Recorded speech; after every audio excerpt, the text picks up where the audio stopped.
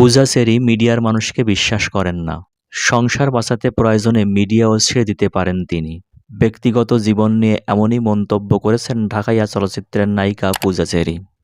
এই প্রথমবারের মতো তিনি সবার সামনে প্রকাশ করলেন যে তিনি এঙ্গেজড। একটি টিভি সাক্ষাৎকারে অংশ নিয়ে নিজের এই ব্যক্তিগত তথ্য প্রকাশ করেছেন এই অভিনেত্রী।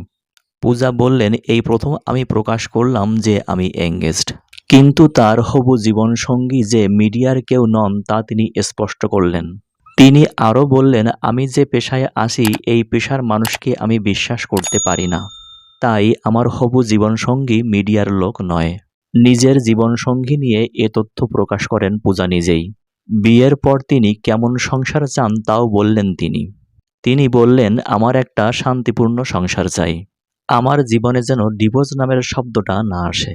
তাই প্রয়োজনে সংসার বাঁচাতে আমি অভিনয়ও ছেড়ে দিতে পারি। তিনি আরও বললেন, মানসিকভাবে প্রস্তুত হলেই তিনি বিয়ের পিঁড়িতে বসবেন। পূজা বললেন, তার হবু জীবনসঙ্গী খুবই পজিটিভ। তিনি তাকে ইচ্ছামতো ও স্বাধীনভাবে কাজ করতে দেন। সম্প্রতি তিনি আফরান নিশোর সাথে জুটি বেঁধে একটি সিনেমা করেছেন। সিনেমার নাম হলো দম। খুব শীঘ্রই এই সিনেমাকে প্রেক্ষাগৃহে দেখা যাবে। তো প্রিয় দর্শক, পূজা চেরি এবং পূজা চেরির অভিনয়ে আপনাদের কেমন লাগে কমেন্ট করে জানাতে ভুলবেন না।